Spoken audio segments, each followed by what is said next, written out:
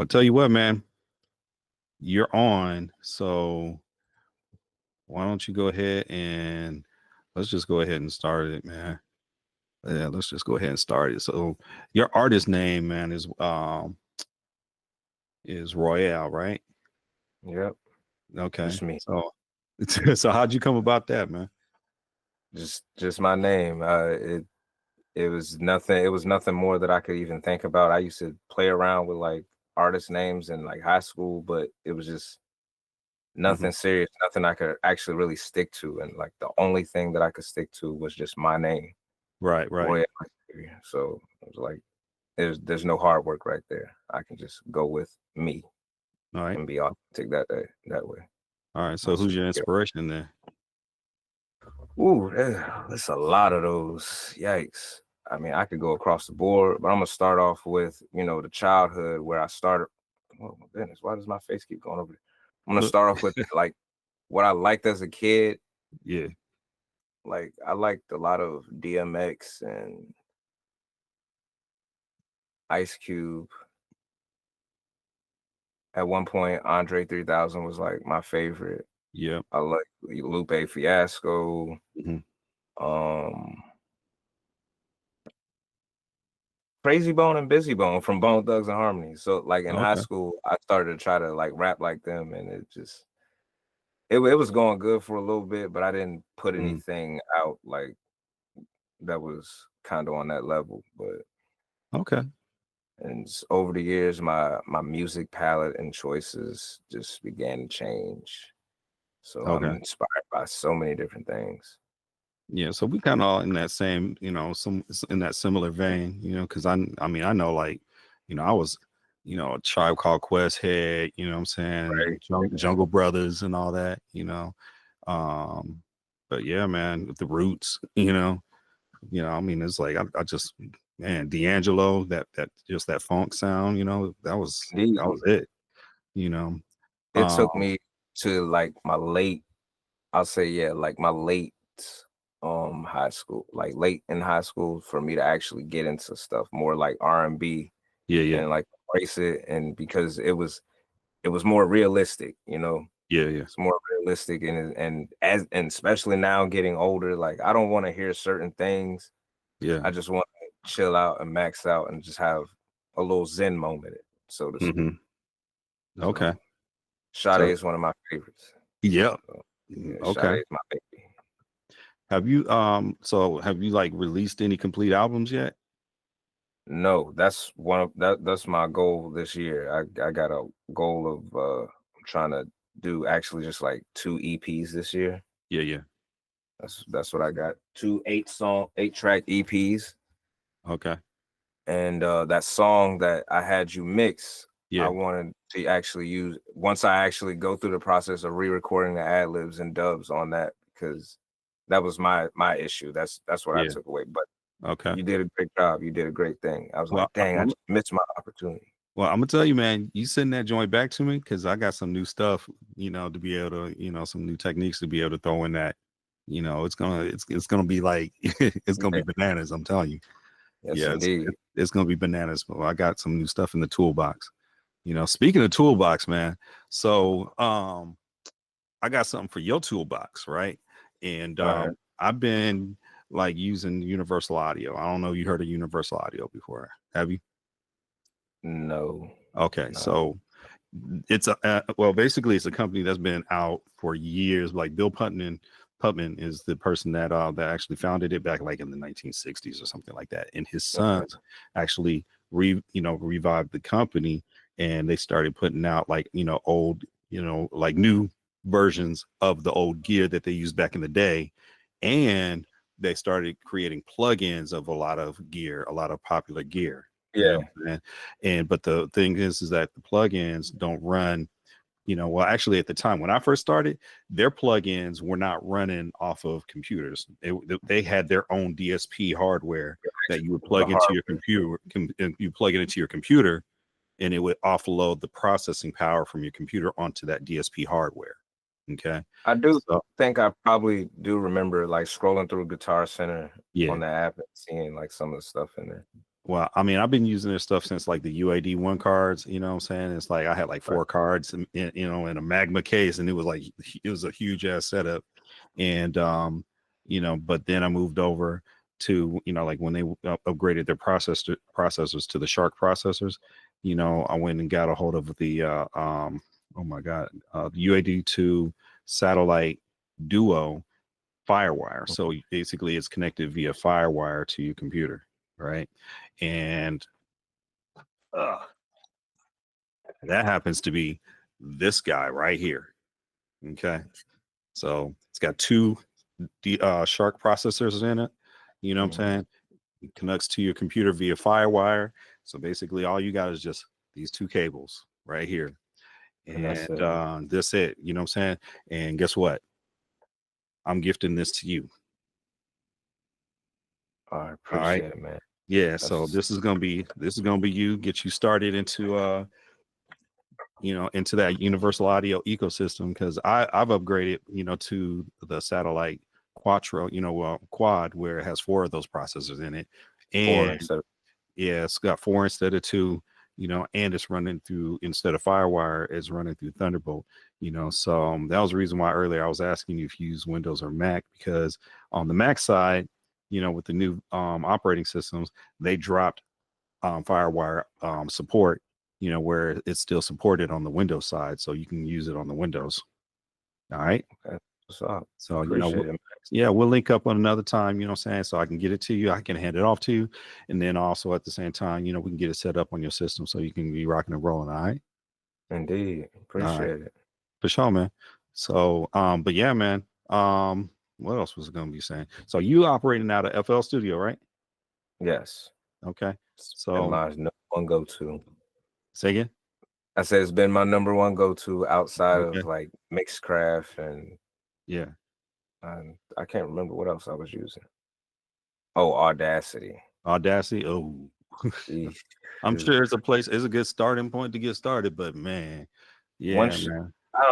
I ran into a couple walls using that. It's like once you put an effect on something, Yeah. it's up there. You can't like take it off. It's up there on the Yeah. audio. It's a I'm like, destructive process. And here's the thing, when I first started out, that's how it was. You know what I'm saying? Any effects and stuff like that you did on the computer, it was destructive. You basically you want to save your session before you know actually finish the process. yeah, so you got all these different versions that you didn't save every time you want to apply something. But but it forces you to commit to something, and you need to know, what, for certain, like what it is that you're trying to do. Right. But man, going back was a pain though. If you had to go back for something, it was gonna be a pain. It was very tedious. I just Yeah. gave that up completely, and then I said, forget it. I'm just gonna get FL and try to do something with that. Well, no, I think it was something else by it was another thing Uh-huh. by BandLab. I can't remember the name of it, but Band Lab. Okay. yeah, it was something. It was something created by BandLab, but it Mhm. was for the computer and whatnot. So Yeah, I yeah. was like, all right, that I'll try that out. But I didn't give enough time to even actually learn how to use it because my Mhm. computer ended up getting messed up, and then I was without it for like a year. Yeah. And then after I got it back, it was like, yep, I'm gonna get FL. I need it. Yeah. I'm gonna tell you, my first one was Cakewalk. Cakewalk was my first DAW. Yep. Bro, I'm By aging. BandLab. That's exactly what it was. By Oh, BandLab. Band Lab must have bought it. Okay, so Band Lab Cakewalk must have by bought it. BandLab. Yeah, Oh, it was. okay. Yeah, it was not Band Lab back in the day, because it's been bought out and changed hands, because it was Cakewalk Yeah, to BandLab still has their own thing, but like when yeah. cause I used to have it on this exact computer, it was like Hmm. it was I don't know, it was just weird to use. Yeah. 'Cause I was used to still using Audacity and whatnot, so Uh-huh. I had different auto tune settings up there, Okay. and I was like, I don't even know how to use this, so I don't even know why I'm really trying. Yeah, it was Cakewalk originally, and then it went through a change or a transition to where they called it Sonar. You know what I'm saying? Oh yeah, yeah, So yeah. yeah, they Right. called it Sonar. So I was messing with it back in all those phases, Mhm. and then I went and used Nuendo, You know, I was using a version, you know, but you know, that's them folks that, you know, by Steinberg, you know, so you know, they make Cubase and all that, you know, so I was using the window for a little bit, and then man, I went to, what was I using after that? Logic. I used Logic. Logic was cool at the time, you know.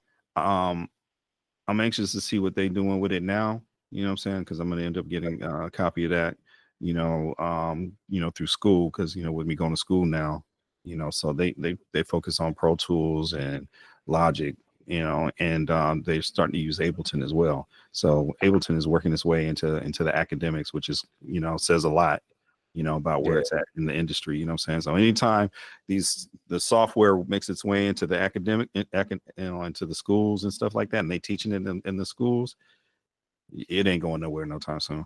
You know, Right. so I'm waiting, you know, anxious to see FL, you know, start showing up. You know what I mean? Folks need to be up in arms and be like, "Where's that FL?" You know what I'm saying? So, but yeah, man. FL never really was like, from my knowledge, never really was for like recording audio and stuff like that. So Originally wasn't, but now you can use it for whatever. You know, that's what made me stick with it, because I was like, okay, at each update there's something new that I can do and I can try. So like I can punch in, punch out, and it's simple. And I'm like, it wasn't made for that before. Like when I first had it, it was just starting to go into that. So I was just making my beats and whatnot. Because I also had like the mobile app for FL on my phone. You can kind of like connect it and put your ideas up there and try to transfer it or whatever. But oh yeah, see, they're becoming way advanced. Go to. Yeah, the app is a way advanced now. I haven't even touched that in years. I'm like, I don't even want to mess with that, because that would be a whole different ball game for me. Yeah, man, it's I'm sure it's dope right now, but I'm like I mean, I started with FL back in like version 3 point something, and it was back when it's like, oh, if you buy it online from us and whatnot, you get a lifetime of free upgrades, and I'm like, I'm still getting those upgrades. You know what I'm saying? Right. You know, and that was like back in the 90s. It was like 1990 something. You know, so you know, and it's crazy that they've been out that long. You know, Pro Tools. I was messing with Pro Tools in and out. I think Pro Tools is cool for recording and editing and stuff in post production, but you know, for making beats and stuff like that, I tried creating in Pro Tools, and I didn't like the workflow, man. I didn't like the workflow. So, you know, but as you progress, what you're going to end up finding out is that you're going to get different, you know, DAWs. You're going to get different things, and you know, and they're going to suit certain purposes. You know, you know what I'm saying? So it's just a tool, you know what I'm saying? But you know, as you get more into it, you're gonna learn how to use these tools. Like I use Ableton, you know, for making beats alongside my Akai MPC Live, you know. So like I'll start on my MPC Live, you know, kind of, you know, get my head knot and everything. And if I like what I'm hearing, I might want to flesh it out some more. So then I'll go ahead and just dump everything into Ableton, and I'll just go ahead and flesh it out even that much more, you know. And then once I'm done, you know, I'll send it over to my post, you know, my my other setup over there, which, hold on, let me see here. I don't know if you can see back over there. I got a whole nother computer over there, you know, with my system setup, and that's where I do all my mixing and mastering at, you know. So I was like, over here, pre-production, over there, post-production. That's So I have, you know, I have a tool for everything. All in one space. Yeah, so and I've been there. I've been there. I know that. I know the struggle, man. I know the struggle, man. So I'm trying to work up the ranks, and because I actually want to get myself an MPC too, so I can. I don't know what the benefit would be, bro, from getting that, but I'm just sitting here. I'm using literally my keyboard, like on the computer, to put in melodies, and it come out decent from time to time. And then I'm just clicking in percussion and whatnot. It's like, I'm gonna tell you, I'm glad you brought up the MPC, and I'm actually I'm gonna release another video about, like, you know, like why I'm using the MPC Live version 1 that came out like 20, you know, almost 10 years ago. You know what I'm saying? Because I got this thing back in 2016. You know, when they first came out with the standalone, MPCs, or hybrid workflow, I should say, because the way these new MPCs are now, it's like you can use them in standalone and you can put them in controller mode and then use it to control the MPC software on the computer as well, which is dope for, if you're using a lot of virtual instruments. But now, like, they got a deal with Native Instruments where you can run virtual instruments right on the standalone unit. And like, if you check out my YouTube channel, man, you'll see like I got some, some demos where I'm like running virtual instruments on my standalone MPC. You know what I'm saying? And it's dope because it's got a battery in it that lasts like 5-6 hours. You know what I'm saying? And that was the other thing I was going to mention too, is if you're like on a budget type of thing, I say, just starting out, get on eBay, get yourself an MPC Live. You can find them for like about $500-600. You know what I'm saying? Pay the extra $50 for the for the insurance, the warrant, like a little warranty type of thing in case something's wrong with it. You know what I'm saying? But what I like about it versus say like the MPC One Plus, they got like the MPC One Plus. That's like their budget, smaller standalone one. I'm sure you've probably seen it, right? Yeah, I've been shopping around on Amazon and whatnot. Okay, well, I'm telling folks, like, don't, if you're looking at that, you're selling yourself short. You know what I'm saying? If you got money for that, then you're better off just getting a used MPC Live, because first of all, both of the units have the exact same processor and memory in them. Okay, so just because you're going to the new one, you're not getting any more processing speed or more memory, but you're selling yourself short because the original Live has more IO, more ports, so you have more flexibility, you know what I mean? And the other thing is too, is you got like 2 MIDI ins and 2 MIDI outs on the back of it. Okay. And then something else that this has that the MPC One does not have is that you can install like a laptop hard drive inside of these things for more expansion. Right. Yeah. You know what I'm saying? You can't do that. I got a hard drive right here. You know what I'm saying? Like, I put a 2 terabyte solid state drive in this joint, and that's going to be important when you want to start like loading up your expansions and the virtual instruments and all that stuff, because like I'd use this, like my portable setup is basically this right here, in my MPC, in my MPK, my little, Akai keyboard. Yeah. That's it. It's like, that's enough for me to go ahead and just go ham. Full on song done. You know what I'm saying? Only thing I don't even travel with the music anymore. I was doing that for a while because I was taking it back and forth to my friend's house, and that was actually how I started making some of my songs. And then sometimes they would jump in, but they wouldn't commit to the process. I was like, you know what? I can't do this. I'm gonna go and work in the kitchen. You guys play back here with the games and whatnot. So it's like it was like, I know y'all want to do this because it's fun, but there's actually a process to this, and I want to actually get the process done. Let me be the one to guide you through the process, and we can get it done. But so it's like you coming in, you the only one serious about getting some work done.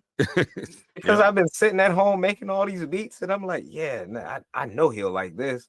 And start playing it, he starts freestyling or whatever, and then, all right, let's go ahead and record that. He wants to freestyle the whole song, and I'm like, oh no, dude. Get your formatting down, Pat. Make sure you make sure you know where you're placing stuff. If you want to, you can freestyle it and record it, and then go back, write down everything that you said, or switch some things up.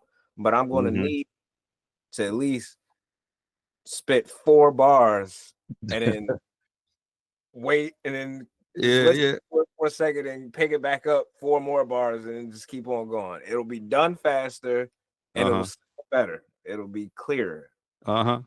I don't think they were focused on the clarity. They just wanted to do it. They just wanted to do it. Yeah, I've been there. I know what you mean, man. I mean, some cats, they just they want they want to have fun with it, and that's all they want to do is just have fun with it and not take it serious.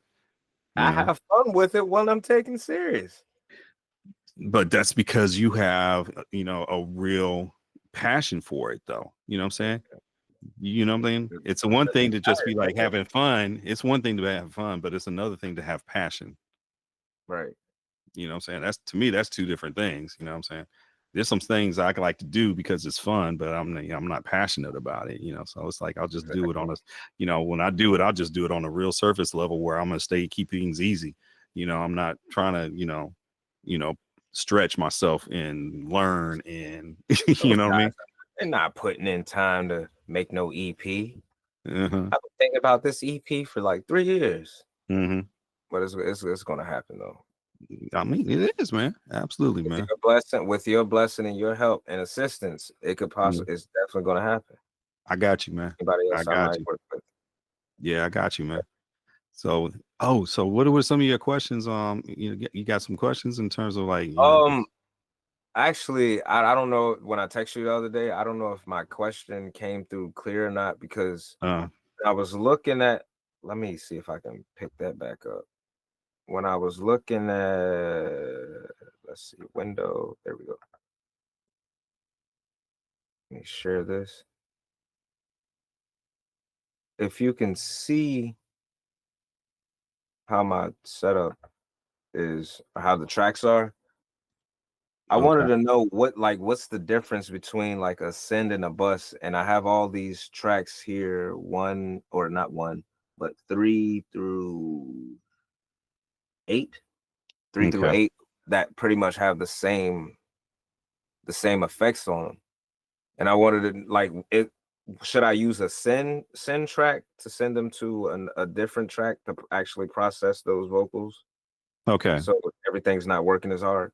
Okay. So you definitely, so let's say, for instance, you got multiple vocals, right? And you want them to pretty much have like the same, let's say the same reverb, you know what I'm saying? Or the same delay on it, right?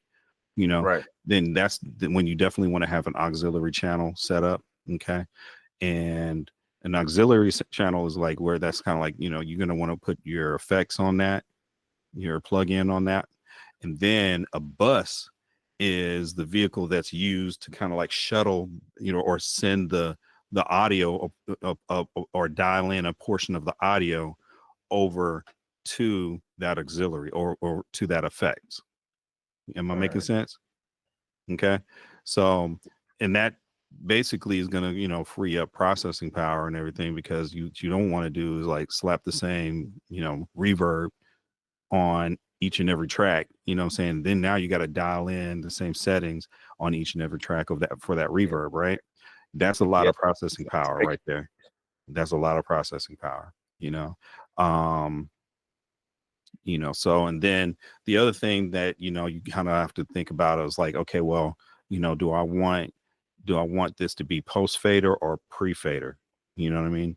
And that's a whole nother thing, another thing you have to take into consideration, because the way audio travels down each of one of those tracks, like, so it's like the first thing you need to make sure that you have set up is proper gain staging.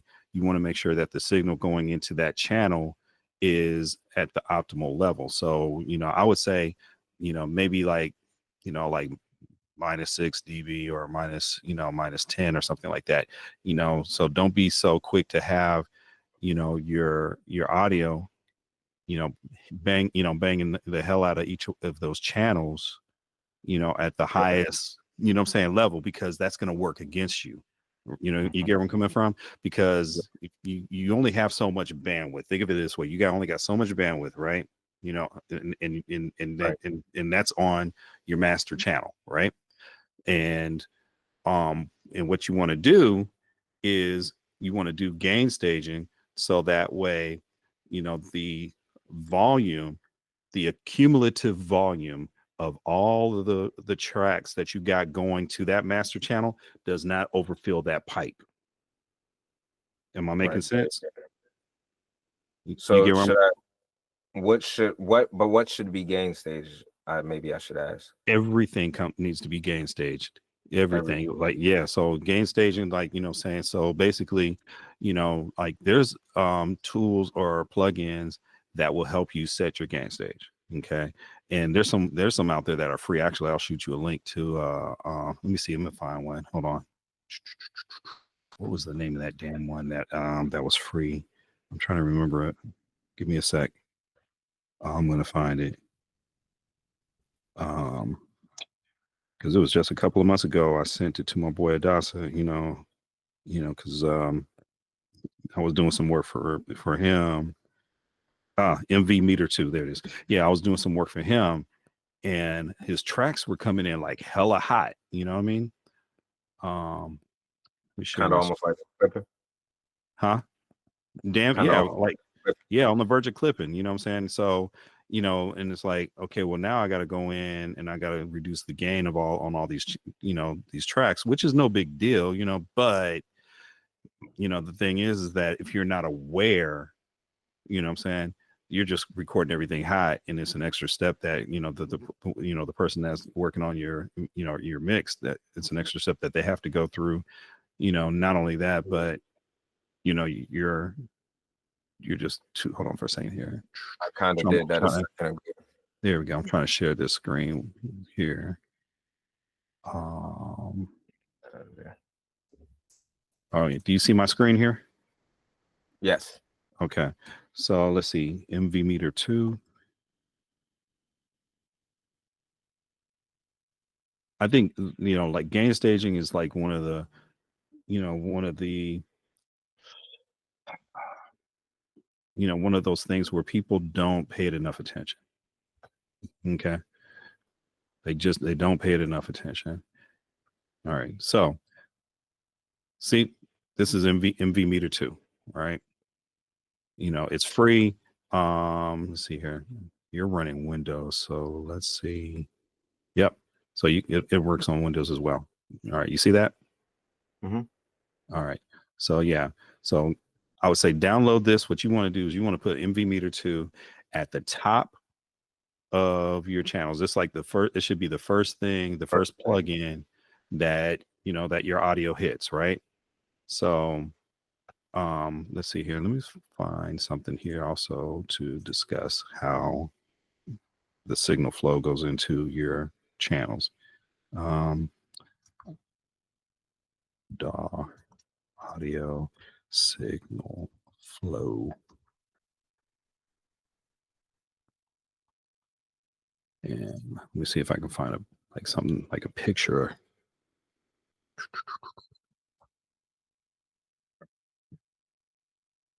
Let's see, is this a good one?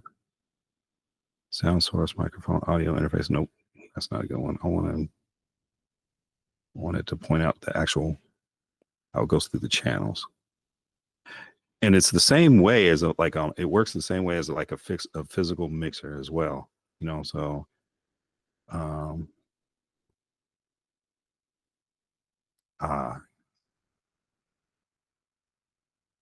this is actually, I think this one is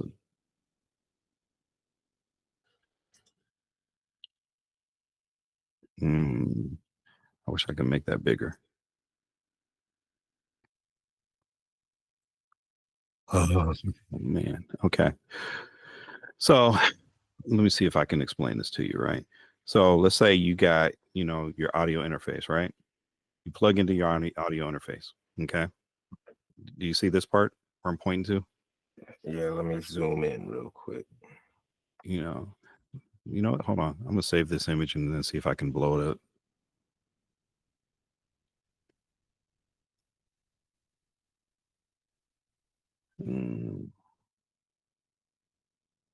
Okay. We'll just throw it in my downloads here.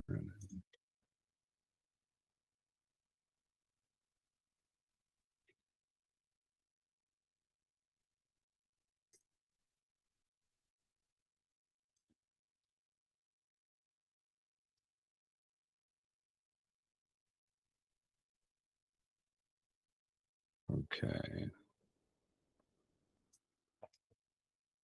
Okay. Do you see this now? Diagram might be a little pixelated, but are you able to see it? 1 second.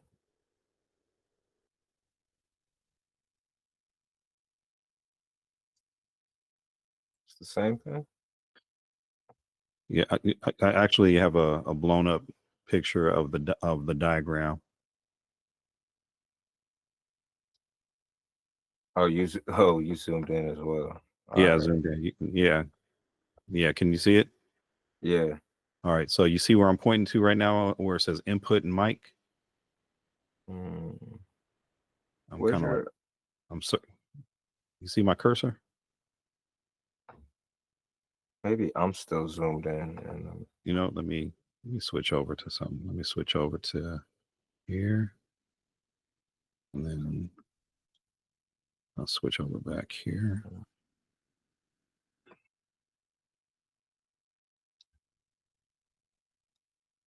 So yeah, I'm zoomed in on it. I was here. Let me get back to it. There it is. I'm zoomed in on it right now. Are you able to see it? yeah. You are? Yep. Okay. Okay. So do you see what I highlighted here? Inputs and mic Yeah. to the left. Okay. So that represents the physical connection, right? Okay. And what's inside of your audio interface is your preamp. Okay. So there's, a gain setting that's your first gain setting that you're going to have. Because, if you look on your audio interface, you're going to have like where you can set your gain, right? So if you look at your audio interface, do you have a gain knob? Yes. Okay. Is there any like light representation that shows like, okay, um, like red, yellow, green, and all that? Yeah. Okay. Yeah. I'm tapping the mic right now. Okay. So Uh, basically what you want to do is you want to set that gain to where it just kisses the yellow and then back it off just a hair so it stays in the green. all right. Okay. So that would be like that's your first, setting right there, you know. And let's say if you were singing or something like that, the highest points should just barely be kissing the yellow. Am I The making sense? highest point. Yeah, the If I'm highest parts. Like I'm if you have a singing, lot, huh? I said just if I'm singing, the highest part should just be touching Anything the that, yellow. yep, anything that you're doing, like if you're rapping, you're singing, whatever, you know what I'm saying? The highest parts of your presentation of your song or whatever you're speaking, whatever, the highest points should just be bare. It should just peak hitting hitting the yellow. It should never peak in the red. Okay. And it's okay to hit the yellow. It just can't stay there. That's what I'm getting Right. at. Okay. Don't let it stay in the yellow. If it hits the yellow, it should just be very momentarily and just, only a couple of times. You know what I'm saying? If it's staying in the yellow, you need to back it off. I Okay. can't gauge where it's sitting at right now, but it's kind of like Okay. at noon. Okay. So Yeah. But don't go based off of like where it's sitting at, like noon, right. 12 o'clock, whatever, because that's going to depend on your source. You know what I'm saying? And also if it's your mic, it's going to depend on your proximity to the mic, how close you are, like this, And or how if you're far? backed up. Yeah. So you want to take those things into consideration. You know what I mean? So, but bottom line is this is the first place where you start with gain staging in the physical environment. Okay. Now, what's going to end up happening is this is what's going to go through it's going to go from your mic into your audio interface, which contains a preamp, which also contains some other things that's not on here, which is like you can I would say in between the part where it says preamp and equalizer. Okay, there's a whole bunch of other stuff that's going on through the audio interface that's not represented in this picture. Okay. And that's digital audio convert. That's like your audio to digital and digital audio conversion. Okay. Your DAWs. Okay. Hmm. That's something that happens in the background. And that's what's needed in order to get it from an analog environment into the digital realm where your computer can Yeah. start working with it. Okay. Now, where it says EQs and channel faders and sends and all that, that's all inside of your DAW. That happens inside of your DAW. Okay. But that's part of that's part of your fader. Okay. So panning, your volume, EQ and all that. Okay. So when somebody says pre or post fader, pre fader is basically you want stuff to happen before it hits like the EQ, before it hits like the channel fader, before it hits the panning and all that. Okay. And that's another area where you want to make sure you have your gain stage set. You want to have your gain stage set for the channels. And this is where that MV2 meter is going to live. Okay. So if you look at MV2 meter, if you look at the little screen right here, let's see if I can zoom in on it here. Yeah, cool. We can zoom in on it. All right. So you see the MV2 meter graphical user interface? Yeah. Okay. Do you see the little knobs where it has like minus and plus, and then it's got the knob at the 12 o'clock position? Right. Yeah. Okay. That's how you're able to set your gain. So what's going to happen is you're going to see the signal coming in and it's going to bump the VU meter, right? And and you're going to want to use that knob to kind of, keep your levels. I would say, like you're going to want to keep your levels somewhere like, where you see where it says like, like -7. Yeah, if you keep it like right around there, -7, that's a good starting place. -7, -6, somewhere in there. If it's bumping like right around there, that's going to give you plenty of headroom. Yeah, I go between like 8 and 6 or something like that. So, okay. So, but well, here's the thing though. There's also a setting in here. You want to make sure you see where it says VU standard. Okay. So VU standard is is a different standard than, let's say, for instance, what you're seeing inside of your DAW directly. Going back to your DAW, you want to pull your DAW up for me? Completely different. I got you. Let's see. All right. You want me to bring that or share that to you? Yeah, pull up your go ahead and pull your DAW back up. There's a button.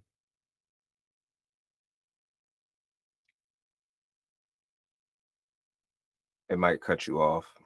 Okay.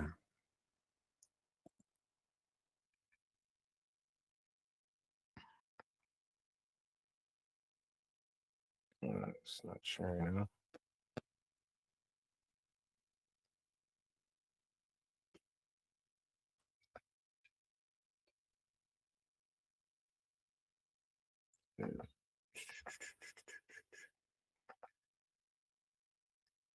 This pop-up won't get out of the way.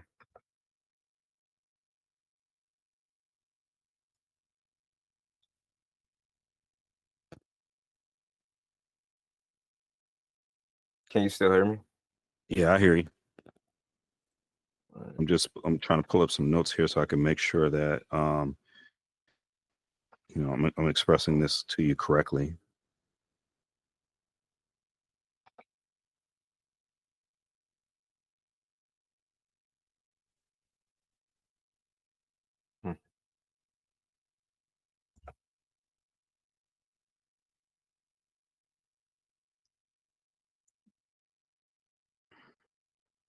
It's giving me a hard time right now.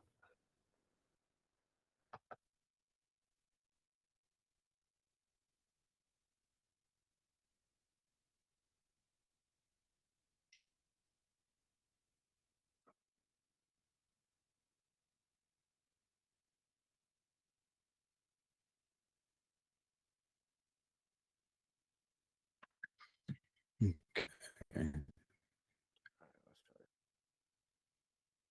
Share screen. Yeah, go ahead and stop presenting on there so that way you got that.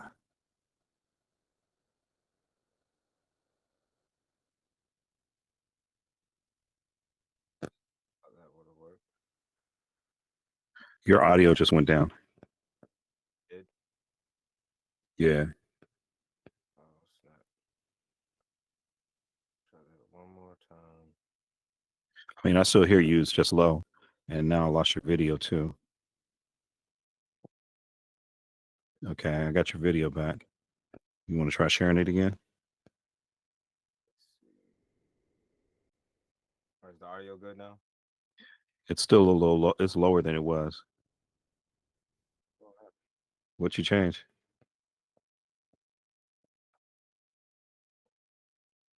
Oh.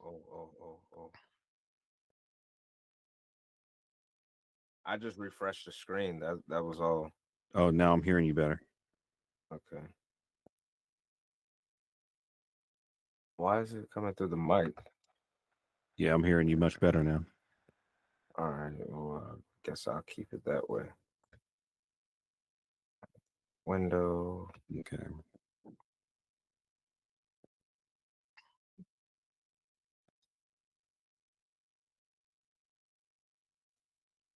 So what about this? It should let me share that. All right, there we go. Back up there with it.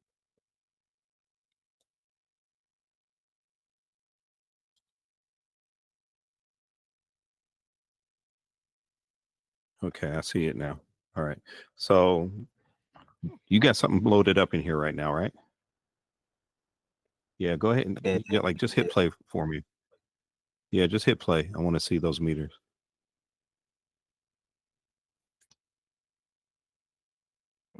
Jump back over there to it.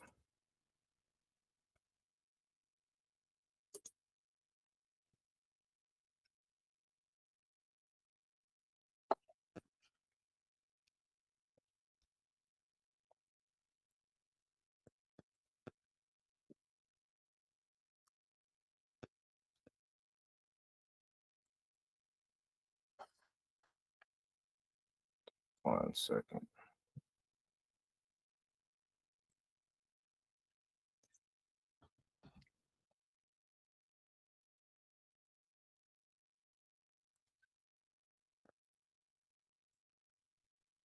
One second.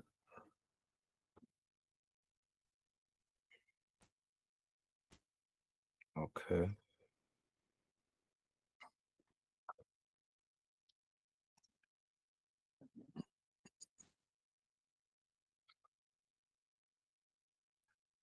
So I'm going to read this explanation to you on something here, like that talks about VU, because like on that MV meter too, if you notice it says VU standard, right?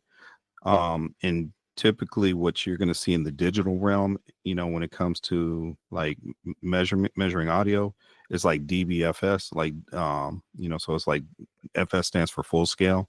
So it's like basically where like nothing goes beyond zero in the digital realm. You know what I'm saying? Like, like you the close, like you just don't go beyond zero, because now you're looking at clipping and and distortion and stuff like that. You get where I'm coming from?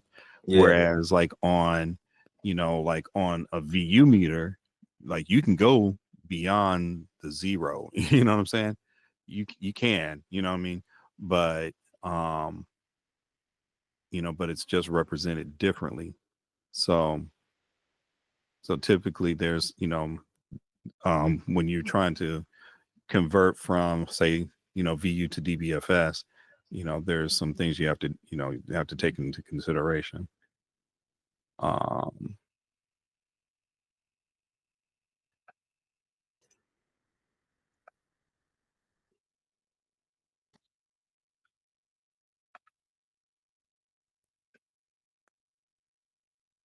screen went dark.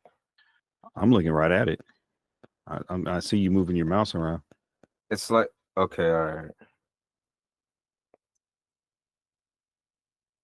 That's me moving my mouse around? I thought that was you the whole. No, I'm not moving your mouse. That's you. All right, 1 second. Let me see. Because the audio is not coming. I can't hear a thing. Yeah, I wouldn't expect this to hear the audio, going through this Google Meet, but as far as the the meters jumping, that's what I wanted to kind of see and show and kind of like explain, but let me adjust the audio settings. It might, let me see. I don't have that no more. That I should probably use that one. But I think you get what I'm saying as far as, okay, there you go. Yeah. Okay. Now I can hear it. All right. I don't hear anything, but I can see, I see some movement there. Okay. So what you're looking at, everything in here is like that's full scale, right? So 0 is like the highest point, and you're not going beyond that. All right. So go to your master channel. All right. That's not the okay, the one. Are you able to expand that master channel so we can see the actual meter on it?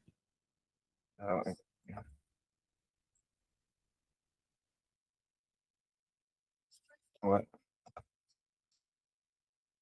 I thought I was. Oh, just double click on that M. Is it right here? Oh, wait a minute. Hold on. Is that it? Okay, so now that's not DBFS right there. If you see how it goes from 0, it goes up to, see how you have the 3 and then 0 and then 3. Mm-hmm. Yeah, so that's like that would be like VU. You know what I'm saying? Because the way it's represented, it's you're given the option to be able to go beyond 0. Not that that's where you want to live. You know what I'm saying? Right. But but that's how it's represented in VU versus DBFS. Okay. So, but where do you put your inside of FL? Where do you put your plugins at? My plugins. Yeah. Like if you got a channel, right? You want to be able to put your plugin in it. Like where do you see your list of plugins? Right here on the track. Okay. I don't see any plugins on the track. So you don't? I see insert, insert, and then it says what's that, Patsy? And then script plug. Yeah, so I'm seeing individual tracks, but are you able to expand them to see the actual plugins that are inserted on there? It should be on the right. Oh, hand. okay. Right So I see it. They're right there on the right hand side. Okay. Yeah. See, it's different. Yeah. Yes. Yeah. Each DAW is different. Okay. Gotcha. So that's all your. pretty much have the same thing on it. Okay. Just these are pan left to right. Okay, so then if you're looking right there on the right hand side, where you have your, like on insert 3, you got picture. It looks like you got slot 2 open. Is that open or is this okay? And then you got 2 parametric EQ2s. You got a compressor, you got a sound goodizer, the flanger, fast distortion, reverb 2, fruity delay 2. That is a lot of effects on a single channel. Indeed. That's why I had the question that I had. And I was like, that is a lot. And you doing that on each of your channels? It's sick. Yeah. Yeah, you got a lot going on. Yeah, and you're probably experiencing like performance issues too, huh? Mm-hmm. Yep. So that's really what I was saying. Like, so when it comes, let me tell you right now, like reverbs and delays are the most processor intense out of those. What I'm seeing right there, EQs are not as process intense because they're basically filters. You know what I'm saying? An EQ is a filter, right? So, compressors, depending on what kind of compressor they're modeling, whether it's tube modeling, FET, you know what I'm saying, something opto, it depends on what kind of compressor they're modeling. That's going to determine, how much processing they're going to suck up. I don't know exactly what the sound goodizer is doing. I got a feeling that's probably going to be processor intensive. Picture is probably going to be process intensive since it's doing it in real time. You know what I mean? So, but what you're definitely going to want to do is like those delays and those reverbs. You're going to want to put them on an auxiliary channel, and then you're going to want to send your audio to that that channel, so that way you only have like one instance instead of let's say for instance if you got it on 5 tracks, you got 5 instances open, you know what I mean, where you can just use one instance and then use your sends and send it over to it. Make sense? That does make sense. That's exactly that actually answered my question. Yeah, you're definitely gonna want to do that, man. you know, and that'll I'm gonna tell you, like, So you know, let me see. Would I do the same thing for these two as well? Because click on these it. are the same, pretty much the same Yeah, ones. yeah, click on it so I can see what you got going on. They got the same, yeah, see, they got the same thing going Almost. on. Yeah. The Now same. here's the thing, right? If you got let's say for instance, you got a reverb and you have certain settings on that reverb, right? Okay. And you got 5 tracks that use that same setting on that reverb. Okay, cool. Those 5 channels are gonna hit that, you know, you're gonna, you know, send the signal out from each of those 5 channels to that auxiliary, to that reverb that's sitting on that reverb to be processed. Okay. Now let's say you got another different song. Let's just say you got 3 other tracks that use reverb, but they use different settings. So you're going to create Yeah. another another auxiliary track and put that reverb on it, and then send those 3 tracks to be processed. Make sense? It Okay. does. All right. Because I was fighting with the song. I was like, I don't know Uh-huh. if this is doing too much, because Mhm. it from time to time it might crash, and I'm like, Yeah, bro, you creating a lot of headache right there. And yeah, now here's the other thing too. With your auxiliaries, right? Don't think you're only stuck to just putting just one effects on there. You can stack your yeah, effects. You know what I'm saying? So if you got, you know, a certain type of sound you're trying to create that includes one reverb and one distortion, you know what I mean? You can put them in there and chain them together on the same auxiliary track, you know. But if you want more granular control, then yeah, set them up on separate auxiliary tracks. You know what I mean? And yeah. then you can kind of dial them in. Then you can dial them in differently. You know what I mean? It's totally up to you. But I would dive deep into how to set up auxiliary tracks and send your effects to those and send your audio to those auxiliary tracks to be processed, and that'll save you a lot of headaches. That's exactly. It's going to be my study lesson today, Hmm. because I'm not really in a rush to get the song finished. Okay. It was just something that I was playing around with, anyways. So Okay. I just like the energy I got from it when I started. So I was like, let me go ahead and go through with this process. Okay. So, and I appreciate that, because it makes perfect sense. Because I was thinking about it the whole time. I was like, I don't know if all of these tracks are necessary with the same repeated effects. Hmm. Yep. It's And not. It's not if they're doing the same exact thing. You know, you're just chewing up. You're making your life more difficult. You know what I'm saying? Making things more difficult and complicated, and you're chewing up a lot of, system resources. I don't know what else. And do you know anything about like making like personalized like beat tags, or do you do any of yours? Um, I mean, that's it. A beat tag. You can. I mean, that's anything. Is you can get on the mic and just be like, come up with something catchy and be like, you know, it's Royale, Royale, Royale. You know what I'm saying? And save Yeah, it as a some, WAV file. And then you just save it as a WAV file, you know what I'm saying? And then when every time you make a beat, you just drop that, just drop that WAV file in there. You know what I'm saying? yeah, I've been thinking, but I don't know. I At first I had, because I wanted a female to actually do it, like Yeah. before, it just would sound better.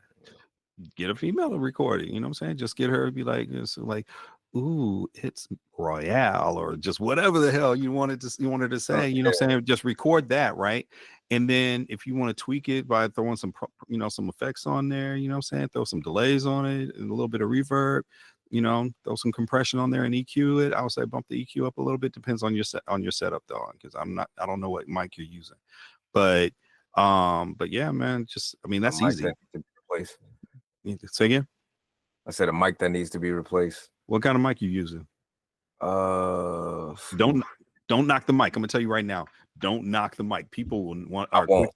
People are quick to knock the mic when it's like you need to be thinking about your like, okay, it's a combination of your mic, your preamp, you know what I'm saying, and your digital audio converter. Like, I mean, I know you got that Focusrite Solo, you know, I would have recommended something else, Right. Yeah. For the price, what I'm saying, for the price, for the money, I would have recommended like, like the universal audio joints that they got that are out that are actually pretty dope. I got a friend of mine back in Vegas, and I plugged her in on one and it was night and day because she was using, like one of those Focusrite joints, but hers is second gen. She's using like a second gen Focusrite, so 2i2 or something like that. Yeah. Something crazy happened to my last one. It was like a Behringer. Uh-huh. And I still couldn't figure out because I was going through, like, I couldn't hear stuff, and then the mic wasn't picking up, and then a bunch of crazy stuff was going on. I thought it was my headphones. I thought it was the mic. Yeah. I couldn't figure it out. So I was like, you know what? Screw it. I'm just going to get a new, what is the thing called? I forgot what it was called. But yeah, I figured I'd just go ahead and get a new one instead of just going through with the headache of trying to figure out what was wrong with it. Right. Matter of fact, hold on for a second. I'll show you exactly what I plugged it into. Let me go ahead and share my screen again here. My window actually. All right. You see this screen? Okay, let me go over to, like, I use, ooh, Lord, it's windy out there. So I use one of three websites to get gear. I use Sweetwater. Sweetwater's like, I love Sweetwater. And then I use Zounds and American Musical as well. So let's just check out Zounds real quick, right? And we're gonna check out Zounds. Let's see, Universal Audio. God dog. A lot of my equipment came from Sweetwater. I got the Behringer from Sweetwater. What you get a Behringer what?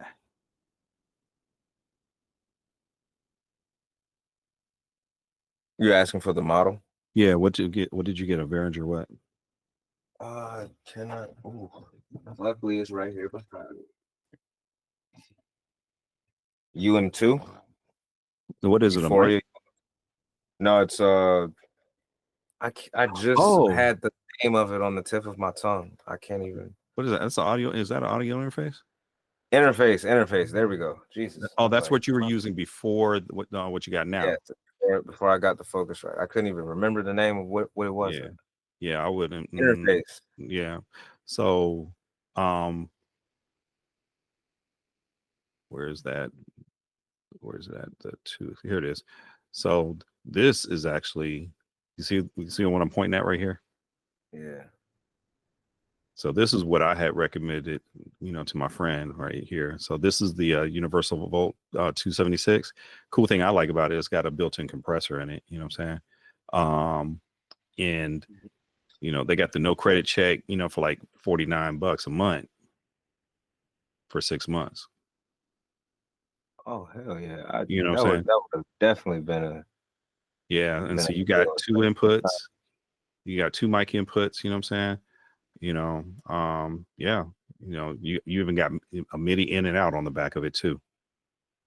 You know what I mean? So that's where your monitors go right there. But this is the joint. This joint sounds butter. This thing it sounds nice for the price range, man. I'm gonna tell you, this thing sounds good. She recorded her vocals and then sent them to me. I was like, oh yes, that's what I was talking about, because she was recording her vocals and I was like, oh. But yeah, because it was a struggle. I mean, there's some stuff people can record with and it'll just sound good off the rip, but then there's other things that's like, it's horrible, and then you got to fight to try to make it sit well in the mix. You know what I mean?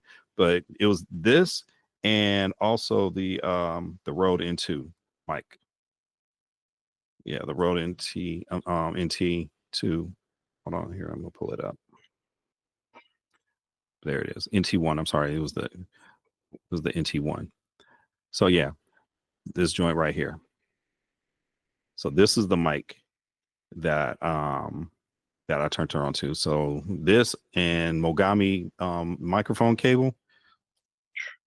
It was like after that, it was she was straight. She was good. You know what I'm saying? So I would say this is definitely something to aspire to for, for your upgrades, you know what I mean? And I understand that you just got the audio interface you got now, but shoot, man, I'm gonna tell you, man, I'm definitely gonna look into it. What's yeah, you said the universal? yeah, the universal audio Volt 276i. See right there, you writing it down? Yep. Volt 276. Yeah. All right. I got that down. All right. I got that and the mic. Mm-hmm.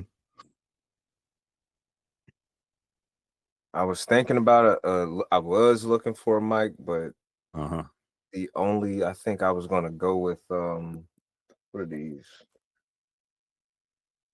Not Audacity, but I'm forgetting names of stuff. I think it's Audacity, maybe. Audacity for a mic? No, it's because when you say Audacity, I'm thinking about the DAW. Yeah. I'm tripping. My bad. Dang. Oh, there it is. I keep the boxes.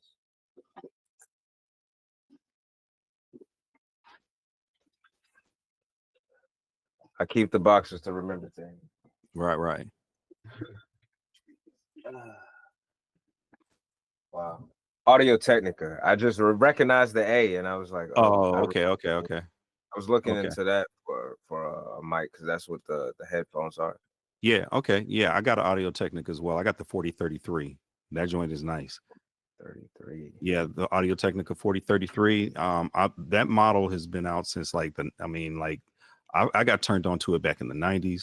Because there was some folks that was cutting records rap. I met this guy in Long Beach, California. He had a studio, and and he was having rappers come through, and cutting records and stuff, and that's what he was using is the Audio Technica 4033. Hold on, AT 4033. It's like they still make it, and they got here it is right here. It's like $400 mic. Condenser mic. Yep, that's it right there. That's the joint. I actually owned this mic, and I own the Rode NT as well. And it's crazy because I had a Telefunken AK-47 at one point in time, and that joint was expensive as hell. And I still found myself using this mic over that Telefunken. This mic is this I really mic. want to look at both. Huh? Say again? I said I really want to look into both. I'm gonna tell you, this mic right here, this is one of those mics where it's it sounds good on just about everything. It might not be like, wow, oh my God, over the top, you know what I'm saying? But those mics, sometimes those mics that are over the top, wow, it's dependent upon the type of material the source material you're using on, you know what I'm saying? Like that Audio Technica, it was cool on like female vocals, you know what I'm saying, in a certain register, you know what I'm saying, but I couldn't, but I tried using it on rap vocals, and it was I don't know, I'm not liking how it's sitting, you know what I'm saying? Yeah. So so I couldn't use it on the fellas, and the majority of the people I was recording was dudes, you know what I'm saying? So it sat for a couple of years, and I ended up just selling it because it was I was not getting my money's worth out of it. And if in the times when I was recording a female vocalist, the 43 was perfectly fine. You know what I'm saying? I was able to get it done perfectly fine with it. You know what I mean? So I probably shoot past the NT and go straight to that one. I'm gonna tell you, make it sound. Say again. So you're making it sound super good, and especially for the price. I'm like, all right, the NT is a little bit cheaper. Yeah, but So I'll probably just shoot past that anyways and just go ahead and get that. Well, I'm gonna tell you, don't knock that NT because I got the NT. Right. I went back and got the NT as well. You know what I'm saying? So you're gonna want to have more than one or two mics in your collection because as you're recording and everything, you might want a certain type of sound. You know what I mean? So equipment has character to it in itself. Hardware especially. You know what I mean? I like the way that sounds. Yeah. Okay.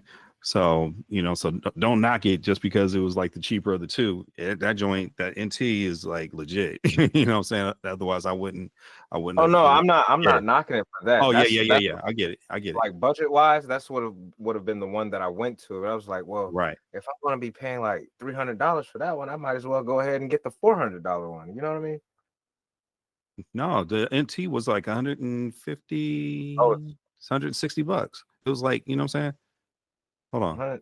Oh, Yeah, $300 was for the Volt. oh, for the Volt. Okay. Yeah. But The Rode mic, oh man, where'd it go? Man, that Rode NT.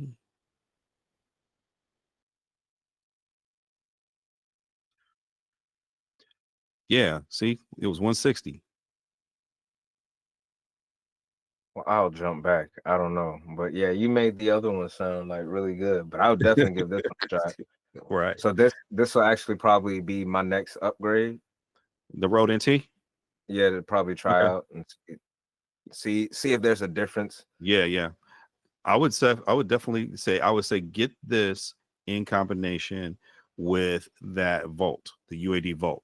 You know what I'm saying?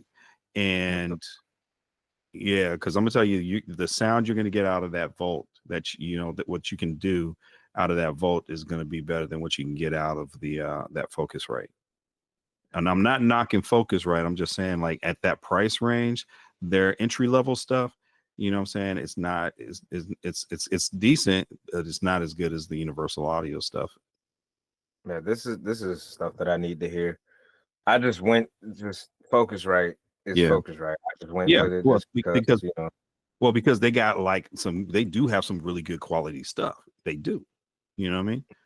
Like, as you start going up on the price range, you're gonna find that it's like the stuff, is gonna sound really good, and it sounds good for a reason. You know what I mean?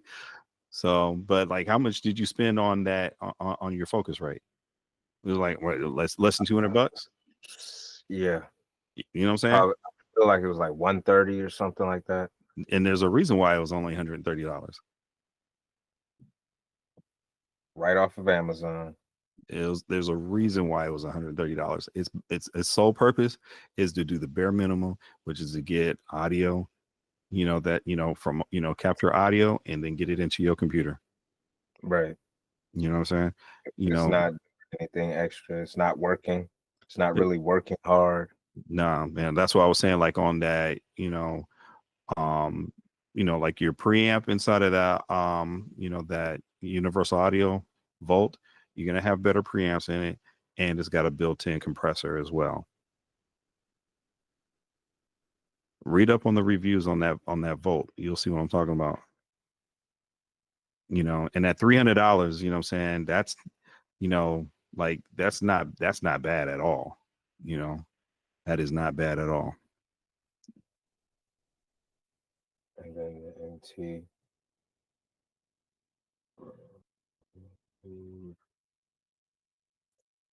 Definitely going to look into those and check them out. Yeah.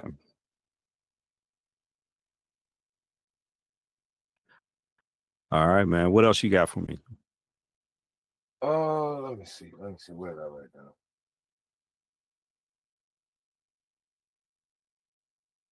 Now, would you be willing to work on a project with me? What do you need? Trying to because if possible, I wanted to use some of your sounds too as well. Okay. Some of your instrumentals and try to see if I can put something together. Yeah. And if you didn't mind, could you send me like a small couple samples of something that you think might mesh well with me? Okay. How many tracks do you have recorded right now? Like, I don't care how far back it is. Huh? For the project? Not just for this project. I'm talking about period. Over, period? yeah. I will say it's a little over 10. A little Okay. over 10. Okay. Well, do me a That I favor. have. Shoot me an MP3 on some of those joints so I can listen to them and kind of vibe out on them. You know what I'm saying? And just, and just go from there. All right. Most definitely. Most definitely. All right. I Cool. got you. Because I got stuff on my phone. I got stuff on the Yeah. computer. So I got just a bunch of stuff everywhere. So I'm not sure how much of any and everything I have. Mm-hmm. So and then do you have like any tracks where it's like you recorded but you didn't, just like you changed your mind and like, okay, I'm not feeling that beat on it and whatnot, but you already recorded the vocals on it, you know what I'm saying? Because what my thought is, if I can get your acapellas, then maybe I can build something around it, saying that and something that you've already done too. I have a couple, but to me they were trash. I don't know what I could use them for. They might be trash to you, but like if I, what I'm saying, let me see, let me see what I can do with them. That's what I'm getting at. You and I'll do another session like this, and we'll, like start talking about like, okay, well, where do you sign up for, like the PROs and all that kind of stuff, and sound trust and all that, you know what I mean? All right. Yeah, and BMI and all that stuff. And yep. Well, that's ASCAP. Yeah, ASCAP BMI. That's your PRO, Performing Rights Art Organization. So, I've set those up, but I'm still having a little bit of time trying to figure it out. Okay. And there's some stuff too where it's like, it's like, and I'm still learning that part, but what I'm about to talk about, but if you're trying to make sure that you're collecting royalties for stuff that's being played overseas, because there's a huge overseas market that you don't want to neglect. You know what I mean? Right. Like I got music, my music is, like I'm getting plays like over in Germany and the UK, you know what I'm saying? Japan, you know what I mean? So I'm sitting there like, well, damn, I want to make sure I'm getting, getting credit and getting paid for that. You know what I mean? Exactly. I might not be getting huge streams right now, but as time goes on, it all adds up, right. I didn't even think of that part. Yeah, and the way I'm looking at things now, I'm looking at like at doing this. I love doing it and everything, but I'm also thinking of it from a stance from the standpoint of, just that passive revenue, passive income. You know what I'm saying? Because the business, it's like because once you put it out there, once you have everything set up and you put it out there, it's like, well, shoot, you just going about your business and it's just generating. You know what I mean? Yeah. So I right didn't now, even think about that part. yep. Because I caught a couple streams. It was like, does that say Brazil? Yep. Like, what in the world? How did that even happen? Oh, Yep. I shared it like 3 times on Twitter. Yeah. Okay. You got some other questions for me?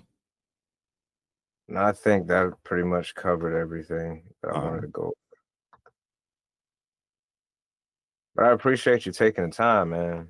Yeah, man. Hey, thank you for participating, man. So this is something new that I wanted to kind of play with, what I'm saying, and then also be able to upload these up to up to my YouTube channel and stuff.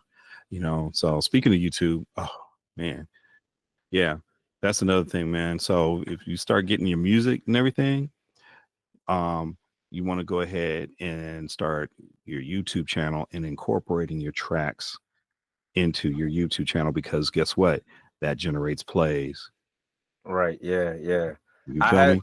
I have it linked to my YouTube, but my idea is leaning more towards like visuals and stuff like that. So I've been trying. That's another thing that I'm trying to tackle and get into this year is doing more visuals. Actually, working with some videographers around the area I might know. Okay. Stuff like that. Okay. But other than that, it's just the audio up there on YouTube. Right. Right. Okay. Well, hey man, one step at a time, right? One step at a time. All right, cool, man. Hey, make sure you get the, that find those tracks, email them to me, and then let me know when you got some free time, where we can link up, for that for the UAD satellite. All right. Oh yeah. I All right. almost forgot. Yeah. Don't forget All right. about that, bro. That's a whole new world Yeah, I gonna open up. almost. Yeah, it's gonna That's be a gonna game. open up a whole new world, bro. Them UAD plugins ain't no joke. I They ain't appreciate no it. joke, man. Almost forgot. All But right. I just had a thought and it just slipped my mind again. Every people have been buzzing my phone, pulling me from every different direction. But Yeah. I just felt like since you said this is like the first time that you're doing this, it's something Yeah. new for you for your YouTube. It was an opportunity that I couldn't pass up. So Yeah. I had to jump right in there and chat with you and whatnot. I appreciate the information, the gems. Right. I'm forgetful, so I had to sit right here with my notebook and just jot Right. some things down because I want to take this information and run forward with it. Okay. All right. Dope, man. Hey, man. Like I said, hit me up and let me know when your schedule opens up. Okay, and then we'll try to link up. Most definitely. All right. Appreciate you. For sure. I'll let you later.